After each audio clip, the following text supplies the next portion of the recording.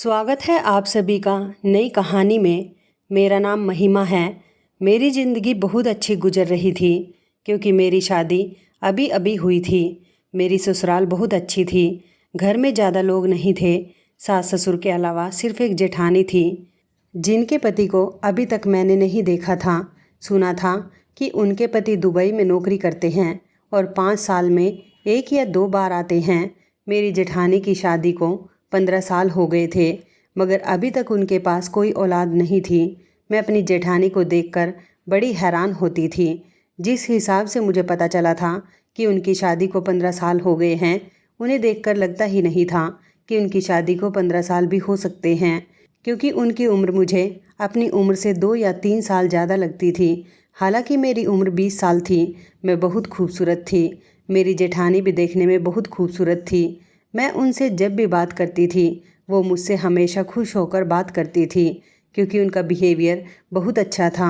मुझे लगता था कि मेरी जेठानी की शादी कम उम्र में हो गई होगी, क्योंकि कुछ लोग अपनी बेटियों की शादी जवान होने से पहले ही कर देते हैं। मेरी जेठानी घर के सारे काम किया करती थी। शादी के पूरे 2 महीने तक मेरी जेठानी ने घर का मुझसे कोई भी काम नहीं करवाया था। उनका कहना था कि तुम अभी नई नवेली दुल्हन हो और नई नवेली दुल्हन इतनी जल्दी रसोई के काम करे, ये सब शोभा नहीं देता। मेरी जेठानी बड़ी खामोश खामोश सी रहती थी, लेकिन जब भी मुझसे बात करती थी वो बहुत प्यार से बात करती थी। मैं उनको भाभी कहकर पुकारती थी, जबकि वो मेरा नाम बड़े प्यार से लिया करती थी। हम दोनों एक दूसरे से काफ़ी अटैच हो गए थे, मगर मुझे इस तरह से खाली बैठना बिल्कुल भी पसंद नहीं था, क्योंकि मेरा मायका बहुत बड़ा था और मैं अपने घर की सबसे बड़ी बेटी थी। इसलिए घर के सारे काम मैं खुद ही किया करती थी। शादी के बाद मैं घर की सबसे छोटी बहू बन गई थी। मेरी सास मुझे आराम करने के लिए कहती थी, जबकि मैं चाहती थी कि मैं कोई ना कोई काम कर लिया करूं। फ्री रहने की मेरी आदत ही नहीं थी। सारा दिन आराम करते करते मैं बोर हो जाती थी, क्योंकि मेरे पति तो सुबह ही जॉब पर चले जाते थे। लेकिन जब भी मैं कोई काम करने के लिए किचन में जाती तो मेरी सास मेरी जेठानी को डांट दिया करती थी और कहती थी कि तुमने महिमा से काम क्यों करवाया। मेरी जेठानी कांपते हुए शब्दों में मेरी सास से कहती थी कि मम्मी जी, मैं तो महिमा से मना कर रही थी, ये ज़बरदस्ती काम कर रही है। फिर मैं अपनी सास को यकीन दिलाती थी कि भाभी ठीक कह रही हैं, उन्होंने मुझे काम करने के लिए नहीं कहा, बल्कि मैं खुद अपनी मर्जी से किचन में काम करने के लिए आई हूँ। मेरी सास ज़बरदस्ती मेरा हाथ पकड़कर मुझे किचन से निकाल देती थी और कहती कि तुम अपने कमरे में जाकर आराम करो। तुम्हारा पति जब काम से वापस आए तो अच्छे से तैयार होकर उसका स्वागत करना। शादी के नए नए दिन ही होते हैं जब औरत अपनी ज़िंदगी को एंजॉय कर लेती है। उसके बाद तो घर गृहस्थी में ही पड़ जाती है, फिर उसे मौका नहीं मिलता ये सब कुछ करने का। मेरी सास कहती तो बिल्कुल ठीक थी। इस घर में मुझे बहुत खुशी मिल रही थी। मेरे ससुर की आदत भी बहुत अच्छी थी, मगर वो ज़्यादातर बीमार रहते थे। मेरा पति मुझसे बहुत प्यार करता था। शादी की पहली रात उसने मुझे सोने की चेन मुंह दिखाई में गिफ्ट की थी। मैं अपने घर जब भी जाती थी तो अपने ससुराल वालों की बहुत तारीफ़ करती थी। मेरे घर वाले खुश होते थे कि मैं इतनी सुखी रहती हूँ। मुझसे छोटे मेरे भाई की शादी मेरी शादी से पहले हो चुकी थी। उसकी पत्नी को बिल्कुल ये बात हजम नहीं होती थी कि मैं अपने ससुराल में इतनी खुश क्यों रहती हूँ। उन्हें ऐसा ही लगता था कि मैं उनको जलाने के लिए अपने ससुराल वालों की इतनी तारीफ़ करती हूँ, लेकिन सच में मेरी ससुराल बहुत अच्छी थी। इस बात में मैं झूठ नहीं बोल सकती थी। मेरा पति हर रात मुझे कभी आइसक्रीम खिलाने ले जाता तो कभी लॉन्ग ड्राइव पर ले जाता था, और ऐसा करने के लिए उनसे मेरी सास ही कहा करती थी। जैसे ही मेरा पति काम से वापस आता तो मेरी सास कहती थी कि बेटा, तुमने खाना खा लिया है, अब बहू को कहीं बाहर घुमाने फिराने ले जाओ। मेरी ज़िंदगी बहुत अच्छी गुजर रही थी। मैं बहुत खुश थी। मुझे ऐसा लगता था कि ऐसे ससुराल वाले और ऐसा पति हर लड़की को मिलना चाहिए, लेकिन मैं अपनी जेठानी की तरफ से बहुत परेशान थी। वो चुप चुप सी रहती थी। मेरा पति जब भी मुझे कहीं बाहर लेकर जाता था तो वो बहुत तरसती हुई नज़रों से हम दोनों को देखा करती थी। मुझे उनको देखकर ऐसा लगता था कि वो सोचती होंगी कि ये दोनों पति पत्नी एक दूसरे के साथ कितने खुश हैं। मेरा पति भी यहाँ होता तो वो भी मुझे बाहर घुमाने फिराने ले जाता। हम भी अपनी ज़िंदगी को एंजॉय कर रहे होते।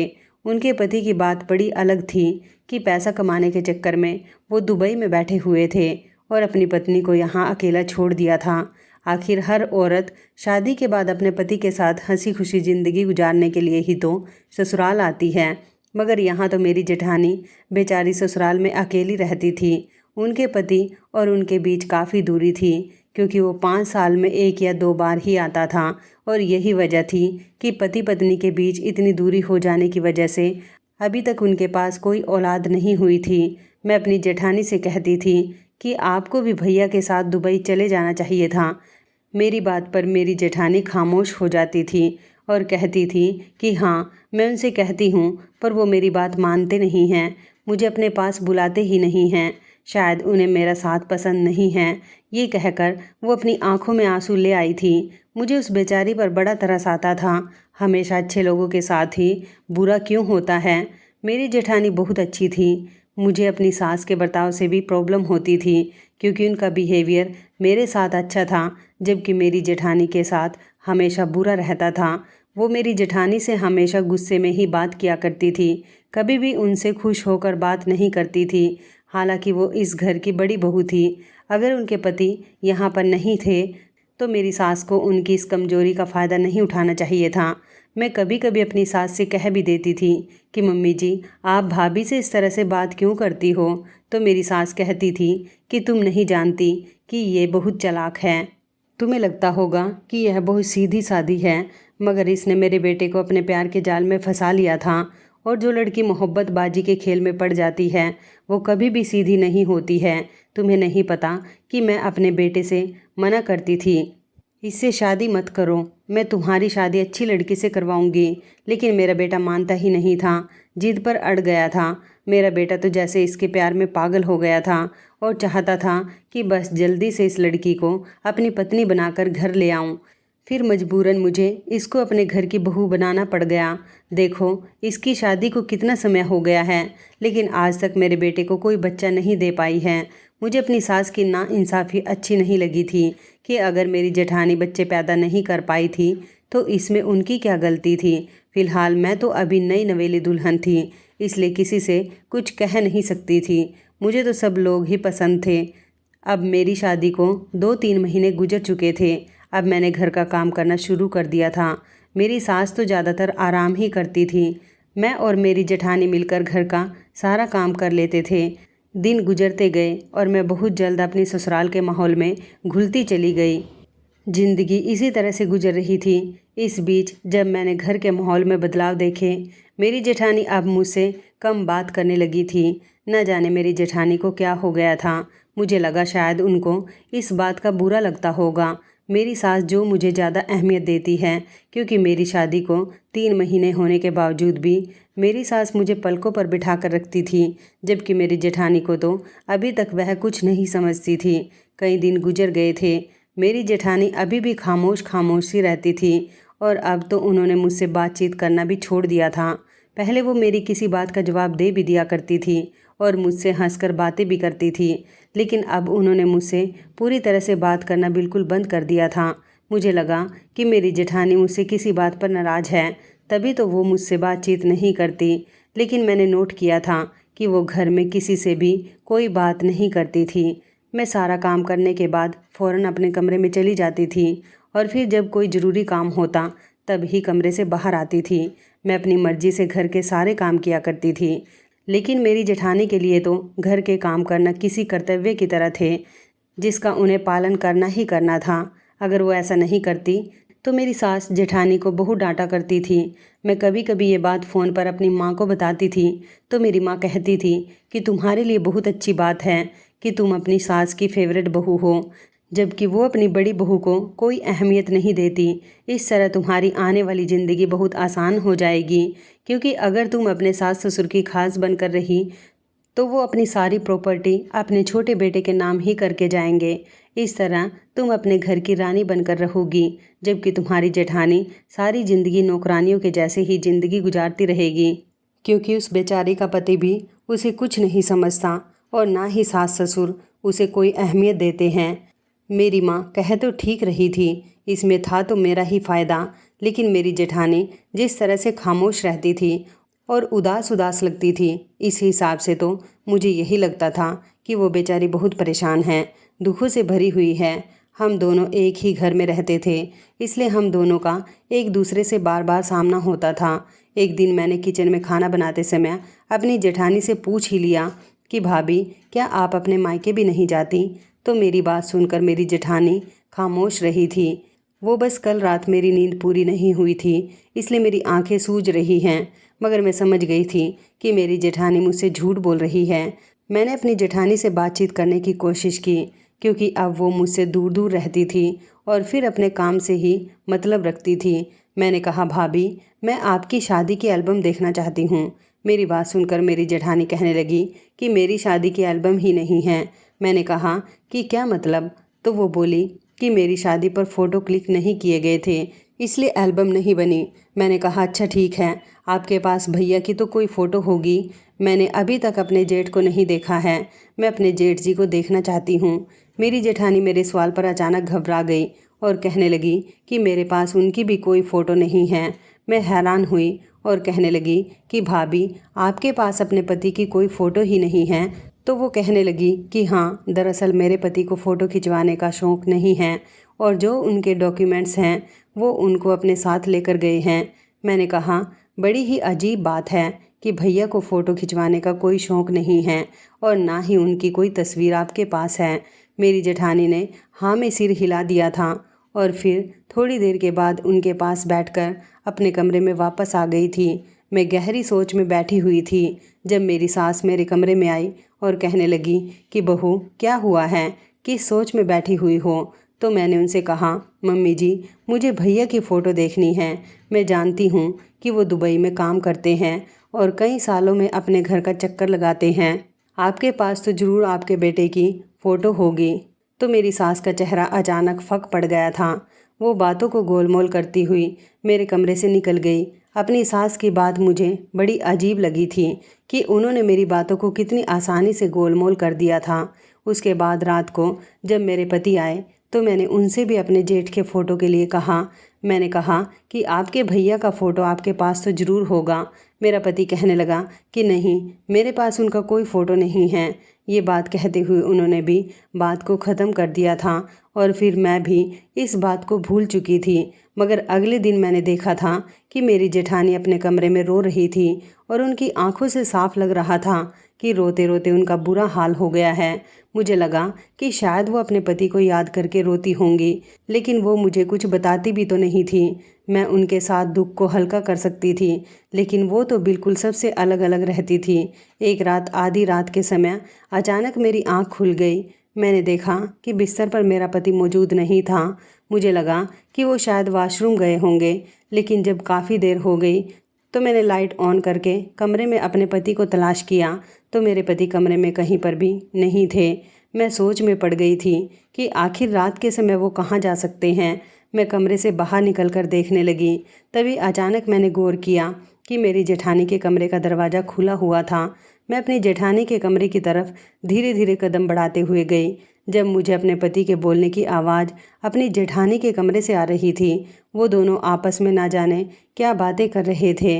मुझे कुछ समझ तो नहीं आई थी, मगर इतना ज़रूर जानती थी कि ये जो खुसर फुसर की आवाज़ आ रही है, ये मेरे पति की ही आवाज़ है। फिर मैं कमरे में आ गई थी और खामोशी से अपने बिस्तर पर आकर लेट गई थी और सोचने लगी थी कि ना जाने मेरा पति मेरी जेठानी के कमरे में आधी रात के समय क्यों गए हैं। फिर जब काफ़ी देर हो गई मुझे अपने पति का इंतज़ार करते हुए, तो वो कमरे के अंदर आए। मैं जाग रही थी। मुझे जगता हुआ देखकर कहने लगे कि क्या हुआ, तुम अभी तक सोई नहीं हो? तो मैंने कहा, नहीं, मुझे नींद नहीं आ रही। लेकिन आप कहाँ पर गए थे? मेरा पति कहने लगा कि मैं तो कहीं भी नहीं गया था। मैंने कहा, तो आप कहाँ से आ रहे हो? वो कहने लगे कि मुझे गर्मी लग रही थी, इसलिए मैं छत पर गया था। लेकिन मैं अपने पति के शब्दों को साफ जान सकती थी कि वो मुझसे झूठ बोल रहे हैं। मेरे पति को इतनी सर्दी में गर्मी कैसे लग सकती थी? कभी कभी इंसान जब भावनाओं में बहकर झूठ बोलता है तो वो ये नहीं सोचता कि उसके मुंह से कैसे शब्द निकल रहे हैं। वो इस बात पर ध्यान ही नहीं देता कि उसका झूठ मैच भी हो रहा है या नहीं। कुछ इसी तरह का झूठ मेरा पति भी मुझसे बोल रहा था। मैंने अपने पति को नहीं बताया था कि मैं अपनी जेठानी के कमरे में उसे देख चुकी हूँ। मैं खामोश रही थी। अगले दिन मेरे पति का बर्थडे था। मैं जानती थी कि मेरे पति का बर्थडे है, इसलिए मैं अपने पति का बर्थडे सेलिब्रेट करने के लिए कुछ प्लान बना रही थी। मैंने खामोशी से अपने कमरे में डेकोरेशन भी कर ली थी और सोचा था कि मैं अपने पति के फेवरेट कलर की साड़ी पहनूंगी। शाम को जब वो घर आएंगे तो अच्छी तरह से तैयार होकर उनका वेलकम करूंगी और आज उनकी पसंद का ही खाना बनाऊंगी। मैंने अपनी सास को भी बता दिया था कि आज मेरे पति का बर्थडे है और मैं बहुत खुश हूँ। मैंने उनके लिए ढेर सारी तैयारियां की हैं। मेरी सास का कहना था कि बहू, आज मैं तुम्हारी इस खुशी में शामिल नहीं हो पाऊंगी। दरअसल मेरे सास ससुर अपने किसी दूर के रिश्तेदार के यहाँ जा रहे थे, इसलिए मैंने सोचा कि यह तो और भी अच्छी बात है। सास ससुर के सामने अपने पति के साथ रोमांटिक सीन्स क्रिएट करना अच्छा नहीं लगता, इसलिए मैंने सोचा था कि मेरे पति जब घर में एंटर करेंगे तो मैं उनको फूलों का गुलदस्ता दूंगी, जिससे उनको अच्छा लगेगा और फिर मैं उनको विश करूंगी तो उनको और भी ज़्यादा अच्छा लगेगा। मैं सारी तैयारियां कर चुकी थी और अच्छे से तैयार हो गई थी और अपने पति का इंतज़ार कर रही थी, लेकिन मेरी आंखें तो उस समय फटी की फटी रह गई थी जब मेरे पति घर आए और मेरी जेठानी दरवाजे पर खड़ी हुई पहले ही मेरे पति को बर्थडे विश कर चुकी थी। और जब मैंने अपनी जेठानी के कपड़ों पर ध्यान दिया तो ये देखकर मैं दंग रह गई थी कि मेरी जेठानी ने मेरे पति के फेवरेट कलर की साड़ी पहनी हुई थी। मेरे पति का फेवरेट कलर ब्लू था, ये बात मैं अच्छी तरह से जानती थी और ब्लू कलर की साड़ी मैं पहने हुए थी, जबकि ब्लू कलर की ही साड़ी मेरी जेठानी पहनकर दरवाजे पर खड़ी थी और वो मेरे पति को हाथ में फूलों का बुके देकर बर्थडे विश कर रही थी। हालांकि मेरा पति उनके हाथ से बहुत खुशी खुशी बुके ले रहा था और उनको थैंक यू बोल रहा था। मैं सब दूर से खड़ी हुई देख रही थी। मेरी आंखों में आंसू आ गए थे क्योंकि मेरी सारी तैयारियां धरी की धरी रह गई थी। मेरी आंखों में आंसू आ चुके थे। मैं धीरे धीरे कदमों से अपने पति और जेठानी की तरफ गई तो मेरे पति ने देखते ही मुझसे कहा कि आज मेरा बर्थडे है ना, भाभी मुझे विश कर रही है। शायद तुम्हें तो याद भी नहीं होगा कि मेरा बर्थडे है। चलो कोई बात नहीं, अब तो तुम्हें पता चल गया होगा कि मेरा बर्थडे आज की डेट में होता है। आगे से तुम याद रखना। हंसता मुस्कुराता हुआ मेरा पति घर के अंदर दाखिल हो गया था, जबकि मैं अपनी आंखों में नमी लिए वहीं पर खड़ी रह गई थी। मेरे पति ने यह भी नोटिस नहीं किया था कि मैंने आज उसके फेवरेट कलर की साड़ी पहनी हुई थी और ये सारी तैयारी भी तो मैंने उसके लिए ही की थी। आज मैंने अपने पति से कोई बात नहीं की थी। हैरानी वाली बात यह थी कि मेरे पति ने मेरी नाराज़गी नोटिस भी नहीं की। बड़ी ही अजीब बात थी। मेरे पति को मेरी की हुई तैयारी दिखाई ही नहीं दी थी, जबकि वो कमरे में आया था तो ये देख चुका था कि मैंने उसके लिए डेकोरेशन की है। तब भी उसने यही कहा कि तुम्हें भाभी ने बताया होगा ये डेकोरेट करने के लिए। वो मेरी बहुत फिक्र करती है, वो है ही इतनी अच्छी। ये बात कहकर मेरा पति बाथरूम में नहाने के लिए चला गया था, जबकि मैं यह सोच रही थी कि मेरी जेठानी को मेरे पति की अगर इतनी ही फिक्र थी तो वह मुझे सुबह से बता देती कि वह मेरे पति को विश करना चाहती है। मैं सुबह से अकेले सारी तैयारियां कर रही थी, वो भी मेरे साथ हाथ बटा सकती थी। आज तो वो अपने कमरे से बाहर ही नहीं आई थी, मगर मैं खामोश रही। अगली रात फिर से मेरा पति आधी रात के समय कमरे से गायब था और आज भी मेरा पति जेठानी के कमरे में ही था। मैं सब कुछ खामोशी से बर्दाश्त कर रही थी। मैं किसी से कुछ नहीं बोल रही थी क्योंकि मुझे समझ नहीं आ रहा था आखिर मेरे पति का मेरी जेठानी के कमरे में जाने का क्या मकसद है।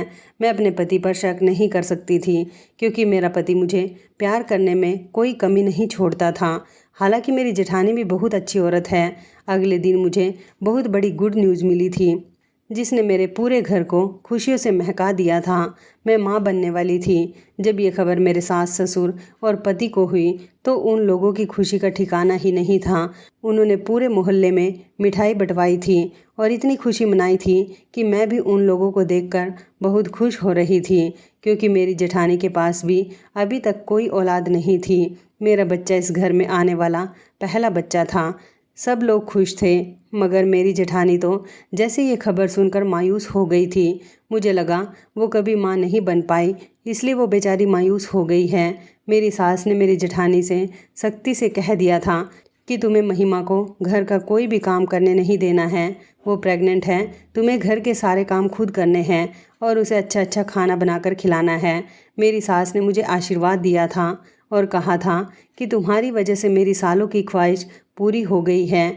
अब हमारे घर में भी पोता पोती की आवाज़ गूंजेगी। कुछ दिन इसी तरह से गुजर गए थे। मैं इस घर में किसी रानी से कम महसूस नहीं कर रही थी, क्योंकि मेरा बहुत ख्याल रखा जा रहा था। मेरे ससुर जी ने तो घर के फ्रिज को फलों से भर दिया था। उनका कहना था कि बहू को हर तरह का फल खिलाओ ताकि बच्चा सेहतमंद पैदा हो। मेरी सास फिक्र से मुझे फल काट कर देती थी और जेठानी मुझे बेड पर ही खाना दिया करती थी। इन लोगों का इस तरह से मेरा सेवा करना मुझे बहुत पसंद आ रहा था। लेकिन हैरानी वाली बात ये थी कि जब से मैं प्रेग्नेंट हुई थी, मैं उसी दिन से देख रही थी कि मेरी जेठानी पहले से ज़्यादा उदास रहने लगी थी। ऐसा क्यों था, ये मैं समझ नहीं पाई थी। लेकिन एक दिन मुझे अपनी जेठानी के कमरे से उनके रोने की बहुत आवाज़ आ रही थी। जब मैं अपने कमरे के बाहर ही टहल रही थी और मुझे ऐसा लगा कि जैसे मेरी जेठानी कमरे के अंदर रो रही है। मैंने खिड़की से कान लगाकर उनकी आवाज़ सुनने की कोशिश की तो वो किसी से फ़ोन पर बात करते हुए बहुत रो रही थी। कह रही थी कि तुम नहीं जानती कि मैं कितनी बड़ी तकलीफ़ से गुजर रही हूँ। इस घर में रहते हुए मैं अपने आप को बेबस महसूस करती हूँ। ऐसा लगता है जैसे मेरी कोई अहमियत ही नहीं है। और अब तो जब से महिमा बच्चा पैदा करने वाली है, मेरी तो इस घर में अहमियत बिल्कुल ही ख़त्म हो चुकी है। मेरा पति मुझे एक नज़र उठाकर नहीं देखता। अब तो वो भी अपनी पत्नी का दीवाना बन चुका है। अपनी जेठानी की बात सुनकर मैं चौंक गई थी। आखिरकार वो अपने पति की बात कर रही थी। उनका पति तो दुबई में काम करता था। हालांकि वो यह बात मुझे बताती थी कि उनका पति उन्हें याद नहीं करता, उन्हें अपने पास नहीं बुलाता। लेकिन उनकी इस बात का क्या मतलब था कि मेरा पति मुझे नज़र उठाकर नहीं देखता? कहीं कोई गड़बड़ तो नहीं थी। मगर इस समय मुझे कुछ भी सोचने के लिए अपने दिमाग पर जोर नहीं डालना था, क्योंकि डॉक्टर ने कहा था कि मुझे हमेशा पॉजिटिव थिंकिंग रखनी है ताकि तुम्हारी और तुम्हारे बच्चे की सेहत पर अच्छा असर पड़े। मैं धीमे धीमे कदमों से चलते हुए अपने कमरे में वापस आ गई थी और चाहकर भी अपनी जेठानी की बात को अपने दिमाग से नहीं निकाल पा रही थी। मुझे अपने मायके गए हुए काफ़ी टाइम हो गया था जब एक दिन मेरा पति मुझसे कहने लगा कि तुम अपने मायके चली जाओ, तुम्हें कुछ दिन के लिए अच्छा महसूस होगा, क्योंकि लड़कियों को प्रेगनेंसी में अपने मायके भी जाना चाहिए। मैंने उनसे कहा था कि अच्छा ठीक है, आप मुझे मेरे घर छोड़ आना। मैं अपने पति के कहने पर 2 दिन के लिए मायके चली गई थी। मायके में मेरा समय बहुत अच्छा गुजरा था। 2 दिन बाद जब मैं घर वापस आई और अपने कमरे में गई तो मैंने देखा कि बिस्तर की चादर बहुत सिकुड़ी हुई थी। इसलिए मैं उसको ठीक से बिछाने लगी, क्योंकि 2 दिन से मैं अपने मायके में थी और बिस्तर की चादर नहीं संभली थी। मैंने चादर का कोना जैसे ही उठाया तो अचानक कोई चीज़ ज़मीन पर गिरी थी। मैंने जैसे ही ज़मीन पर देखा तो एक छोटा सा कुंडल था। ये कुंडल तो किसी औरत का था। ये कुंडल किसका हो सकता है? और यह है यहाँ मेरे कमरे में मेरे बिस्तर पर क्या कर रहा था? मेरी कुछ समझ नहीं आ रहा था। इस कुंडल को देख देख कर मेरा दिमाग ख़राब हो रहा था कि आखिर मेरे पीछे मेरे बिस्तर पर कौन था, क्योंकि कुंडल तो मेरे ही कमरे के बिस्तर पर था। मेरी आंखों में आंसू आ गए थे। मैं चाह रही थी कि मैं अपने पति पर शक ना करूं, लेकिन ये सब कुछ जो हो रहा था वो मेरे पति पर शक करने पर मुझे मजबूर कर रहा था। मैंने वो कुंडल खामोशी से अपने पास रख लिया था और किसी से कुछ नहीं कहा था। जब अगले दिन मेरी जेठानी आंगन की सफाई कर रही थी और मैं आंगन में थी तो अचानक मेरी नज़र अपनी जेठानी के कान पर गई। उनके कान का कुंडल गायब था और दूसरे कान में जो कुंडल उन्होंने पहन रखा था वो उस कुंडल से मैच हो रहा था जो मुझे कमरे में मिला था। मेरे तो होश ही उड़ गए थे कि मेरे पीछे मेरी जेठानी और मेरा पति। नहीं नहीं, ऐसा नहीं हो सकता। मैं अपने कमरे में आकर बहुत रोई थी और अब मैंने सोच लिया था कि मुझे अपने पति और अपनी जेठानी पर नज़र रखनी होगी, क्योंकि अब तक उन दोनों की जितनी हरकतें मैं देख चुकी थी वो मेरे दिल में शक डाल रही थी कि क्या सच में मेरे पति और मेरी जेठानी के बीच कुछ चल रहा है। आज रात फिक्र की वजह से मैं सोई नहीं थी और इंतज़ार कर रही थी कि कब मेरा पति मेरी जेठानी के कमरे में जाए और मैं देखूं कि आखिर वो दोनों क्या करते हैं।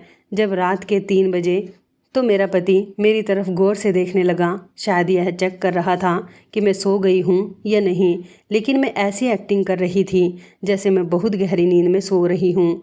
जब मेरे पति को यकीन आ गया कि उसकी पत्नी सो रही है तो वो खामोशी से कमरे से बाहर निकल गया और मेरी सोच के मुताबिक वो मेरी जेठानी के कमरे में ही गया था। मैं जैसे ही धीमे धीमे कदमों से अपनी जेठानी के कमरे की तरफ गई तो अचानक मेरा पति कमरे से बाहर निकल आया। मेरा पति कमरे से बाहर क्यों निकला था यह मैं नहीं समझ पाई थी, लेकिन मेरे पति ने मुझे देख लिया था और वो कहने लगा कि क्या हुआ, तुम यहाँ पर क्या कर रही हो? क्या तुम्हें नींद नहीं आ रही या तुम्हारी तबीयत ठीक नहीं है? मैंने अपने पति से कहा कि नहीं नहीं, मैं बस यहाँ टहलने के लिए आई थी। लेकिन आप भाभी के कमरे में इस वक्त क्या कर रहे हो? मेरा पति कहने लगा कि कुछ नहीं, बस भाभी की भैया से फ़ोन पर बात करवाने के लिए आया था। मेरे मोबाइल पर भैया की कॉल आ रही थी। भाभी का मोबाइल शायद साइलेंट था, इसलिए उन्हें भैया की कॉल का पता ही नहीं चला। भैया भाभी के लिए फ़िक्रमंद हो रहे थे, इसलिए उन्होंने मुझे कॉल किया और कहा कि तुम अपनी भाभी से मेरी बात करवा दो। वैसे भी हमारे यहाँ ही तो आधी रात हो रही है, दुबई में तो इस समय दिन ही होगा। मैंने कहा वो बात ठीक है, लेकिन मैं तो आपको कई बार आधी रात के समय भाभी के कमरे में देख चुकी हूँ। मेरा पति कहने लगा कि तुम मेरे ऊपर इल्ज़ाम लगा रही हो। मैंने कहा जो कुछ मैंने अपनी आंखों से देखा है मैं वही कह रही हूँ। मुझे आपकी धीमी धीमी आवाज़ भाभी के कमरे से आती थी और आप भी आधी रात के समय कमरे से गायब होते थे। आखिर आप दोनों के बीच चल क्या रहा है? हम दोनों की बातों की आवाज़ सुनकर मेरी जेठानी भी कमरे से बाहर निकल आई थी और कहने लगी कि क्या हुआ? मुझे गुस्सा आ रहा था। अपनी जेठानी की बात को मैंने इग्नोर किया और गुस्से से चलते हुए अपने कमरे के अंदर आ गई थी। मेरे ही पीछे पीछे मेरा पति भी आ गया था। मैं अपने कमरे में बैठकर रोने लगी थी जब मेरा पति कहने लगा कि देखो महिमा, तुम्हारे लिए रोना ठीक नहीं है, तुम्हारी तबीयत खराब हो सकती है। मैंने तुम्हें बताया ना कि मैं भाभी को अपना मोबाइल देने के लिए गया था ताकि वो भैया से बात कर सके। अगर तुम्हें यकीन नहीं आता तो तुम भाभी से पूछ सकती हो। मैं खड़ी हुई और अलमारी से वो कुंडल निकालकर अपने पति को दिखाने लगी और कहने लगी कि ये कुंडल किसका है। जब मैं अपने मायके गई हुई थी, वहाँ से आने के बाद मैंने उसको हमारे बिस्तर पर देखा था।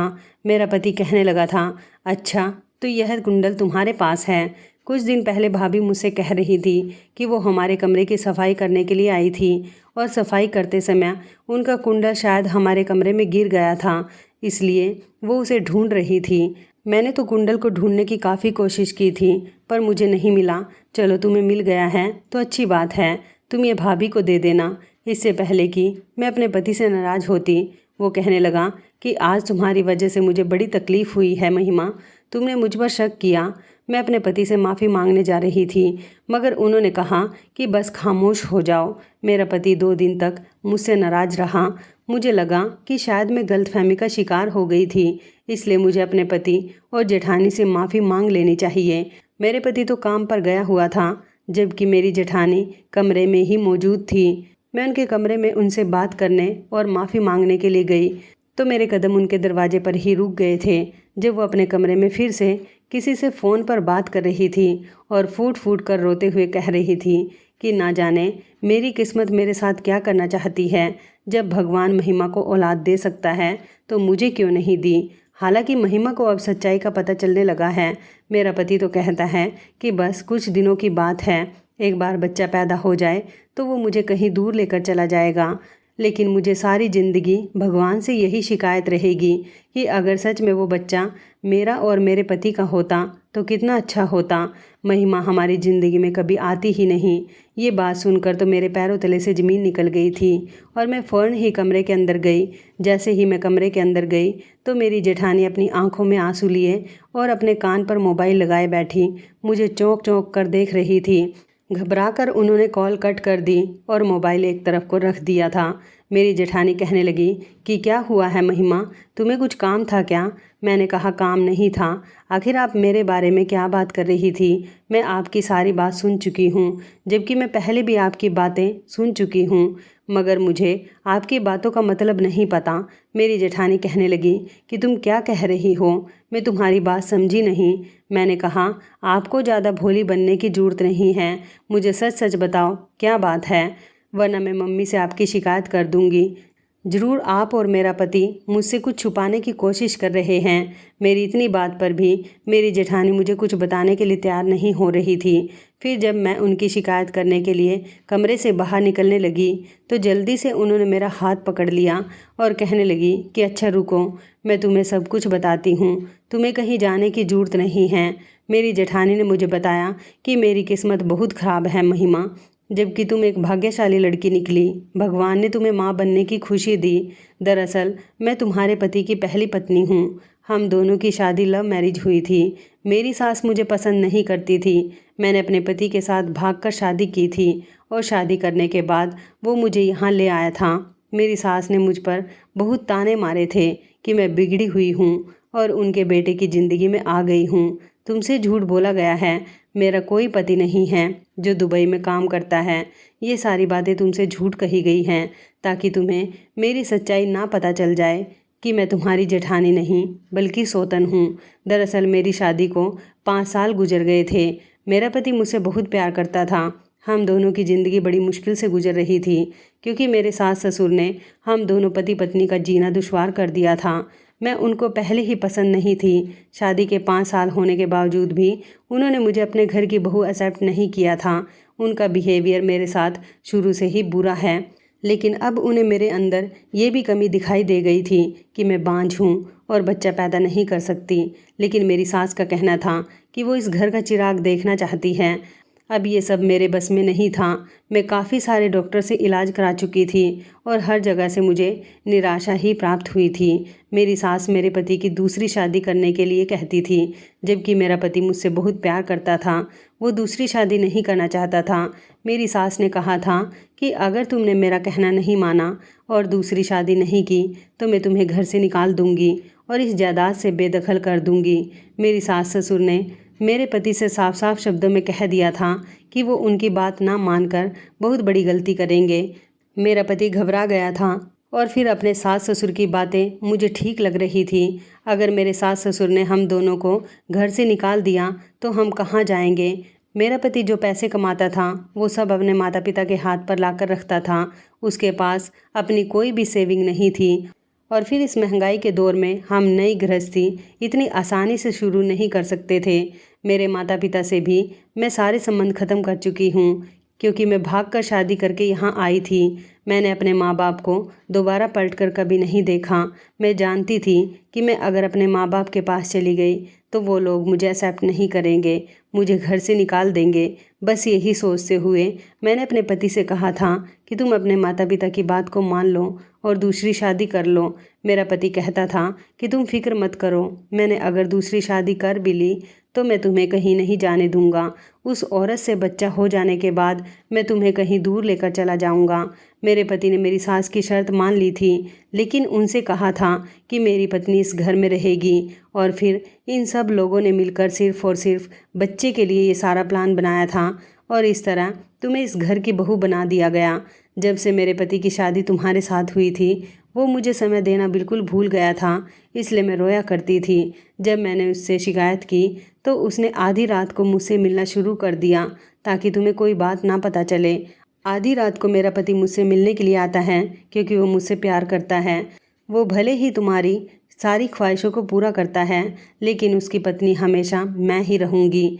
उस दिन भी मेरा पति मुझसे मिलने के लिए कमरे में आया था जब अचानक उसे याद आया कि वो मेरे लिए गिफ्ट लेकर आया था और वो कमरे के अंदर लाना भूल गया। वो उसी को लाने के लिए जैसे ही बाहर निकला तो उसने बाहर तुम्हें खड़ा हुआ देखा, इसलिए उसने घबराहट में आकर तुम्हें झूठ बोल दिया था कि वो मेरे पति से कॉल पर बात करवाने आया था ताकि तुम हम दोनों को देखकर शक में ना पड़ जाओ। जब से मुझे पता चला है कि तुम प्रेग्नेंट हो तो इस घर में तुम्हारी इज्जत और बढ़ गई है मेरे सास ससुर की नज़र में, जबकि मेरे पति को सिर्फ़ और सिर्फ मुझसे प्यार है, इसलिए उसके लिए बच्चा इतनी बड़ी अहमियत नहीं रखता। वो बच्चा पैदा होने के बाद मेरी सास के हवाले कर देगा और कहता है कि वो मुझे लेकर यहाँ से कहीं दूर चला जाएगा और फिर हम अपनी ज़िंदगी कैसे गुजारेंगे नहीं जानते, क्योंकि मेरी सास ने इस बच्चे के खातिर मेरे साथ बहुत गलत किया। मेरा पति सब कुछ खामोशी से देखता रहता है वो सब कुछ जानता है कि मेरे साथ मेरी सास का बर्ताव कैसा है। और जिस दिन तुम इस घर में आई थी मैंने बड़ी मुश्किल से तुम्हें बर्दाश्त किया है, क्योंकि एक औरत सब कुछ बर्दाश्त कर सकती है मगर अपनी आंखों के सामने सौतन बर्दाश्त नहीं कर सकती। मेरी एक फ्रेंड है जिससे मैं फ़ोन पर बात करती रहती हूँ और उसे अपनी हर पर्सनल बात शेयर करती हूँ। तुमने मुझे उससे ही कई बार बात करते हुए सुना है। जब तुम अपने मायके चली गई थी तो मैं अपने पति के साथ अपने कमरे में जाया करती थी और उस दिन मेरा ही कुंडल वहाँ पर रह गया था, क्योंकि जिस कमरे में तुम रहती हो वो कमरा पहले मेरा हुआ करता था। मेरी सास ने मेरे सारे हक छीनकर तुम्हें दे दिए। आज भी मैं अपनी दोस्त से बात कर रही थी और उसको अपने सारे सुख दुख सुना रही थी। मगर मुझे माफ़ कर देना महिमा, मेरा पति मुझसे प्यार करता है इसलिए उसे बच्चे की ज़रूरत नहीं है। वो सिर्फ अपने माता पिता की वजह से इस बच्चे को तुम्हारी कोख से जन्म दिलवाना चाहता है। वो तुमसे प्यार नहीं करता, वो सिर्फ तुमसे प्यार करने का दिखावा करता है। उसकी ज़िंदगी में हमेशा मैं ही रहूँगी। बस मैं तुम्हें इस घर में अपनी जगह नहीं देख सकती थी, इसलिए हमेशा उदास रहती थी। ये बच्चा पैदा हो जाने के बाद वो मुझे बहुत दूर ले जाएगा, मगर कहीं ना कहीं इस सब की सज़ा तुम्हें मिलेगी। मुझे माफ़ कर देना, मैंने तुमसे इतने समय से सच्चाई छुपाई, लेकिन अगर मैं तुम्हें ये सच्चाई बता देती तो तुम जानती हो कि मेरी सास मेरे पति और मुझे इस घर से निकाल देती। हम लोग भी शायद मतलबी हो गए थे। मेरी जेठानी की बात सुनकर मेरे होश उड़ गए थे। आखिरकार इन लोगों ने मेरे साथ इतना बड़ा गेम खेला था। मुझे तो लगता था कि मैं बहुत भाग्यशाली हूँ। हर लड़की को ऐसा ससुराल मिलना चाहिए, लेकिन ये सब के सब इतने चालाक लोग थे कि इन लोगों ने मेरा फ़ायदा उठाया था। मुझे बच्चा पैदा करने की मशीन समझा था। मैंने भी फैसला कर लिया था कि मैं अपना बच्चा इन लोगों को नहीं दूंगी। मेरा पति जब रात को घर आया तो मैं सबके सामने उनकी सच्चाई खोल चुकी थी। मैंने फ़ोन करके अपने मायके वालों को भी बुला लिया था और इस तरह हमारे घर में अच्छी खासी मीटिंग हुई थी। काफ़ी लोग जमा थे और सारे ही लोग मेरे सास ससुर को बुरा कह रहे थे, क्योंकि उन्होंने ही अपने बेटे को ये सब करने पर मजबूर किया था। मेरा पति तो बेचारा अपनी पहली पत्नी से ही प्यार करता था, लेकिन अपने माता पिता के कहने में आकर उसे मुझसे शादी करनी पड़ी और इतना झूठ बोलना पड़ा। मुझे अपने सास ससुर पर शर्मिंदगी महसूस हो रही थी कि क्या कुछ लोग ऐसे भी होते हैं जो दो प्यार करने वालों के बीच इस तरह से आ जाते हैं कि उन्हें ब्लैकमेल करते हैं। मैं खुद अपने पति से डिवोर्स लेकर अपने मायके आ गई थी। मेरे साथ बहुत गलत हुआ था, मगर फिर जब मैं घर आई तो मुझे ख्याल आया कि ये बच्चा तो मेरे पति का ही है। मुझे उसका बच्चा उसे वापस कर देना चाहिए। हो सकता है कि मेरी शादी कहीं और हो जाए, मेरा बच्चा तो दूसरा भी हो जाएगा। लेकिन मेरी जेठानी सोनिया वो तो बांझ है और बेचारी को बांझपन की वजह से न जाने क्या क्या सहना पड़ा। इसलिए मैं अगले दिन अपने ससुराल गई और सोनिया से वादा किया था कि मैं ये बच्चा जन्म के बाद तुम्हें दे दूंगी। तुमने इस बच्चे के लिए काफ़ी सारे सेक्रीफाइस किए हैं। मैं जानती हूँ कि तुम लोगों ने मजबूरी में मेरे साथ ये सब किया, मगर तुम लोगों से ये सब कुछ करवाया गया था। मेरा पति भी मुझसे माफ़ी मांग रहा था और कह रहा था कि मैं तुम्हारी फीलिंग को हर्ट नहीं करना चाहता था। इतने दिनों तक मैंने तुम्हें धोखे में रखा, उसके लिए मुझे माफ़ कर देना। मेरे सास ससुर की सारे मोहल्ले वालों के बीच अच्छी खासी बेइज्जती हुई थी। मेरा पति कह रहा था कि वो कुछ दिनों बाद अपनी पत्नी को लेकर दूसरे शहर नौकरी करने के लिए चला जाएगा और वो दोनों वहीं पर ही रहेंगे, क्योंकि उसके माता पिता ने कभी उसकी खुशी को एक्सेप्ट ही नहीं किया। उसका कहना था कि जो मेरी पत्नी को एक्सेप्ट नहीं करेगा मैं उनके साथ नहीं रहना चाहता। मेरे सास ससुर अपने बेटे को रोकने की कोशिश कर रहे थे, मगर मेरा पति कहता था कि आप लोगों ने मेरी सोनिया और महिमा के साथ ठीक नहीं किया। इस तरह मेरे सास ससुर को उनके जुर्म की सज़ा मिली थी कि उनका बेटा उनसे दूर हो गया था। लेकिन जाने से पहले मेरी डिलीवरी हो जाने के बाद वो अपना बेटा मुझसे ले गए। मैंने खुशी खुशी अपना बेटा उनकी गोद में डाल दिया था। सोनिया अपने बच्चे को देखकर बहुत खुश हो रही थी, जबकि मैं भी इन लोगों के साथ अच्छा करने के बाद बहुत अच्छा महसूस कर रही थी और वो लोग दूसरे शहर चले गए।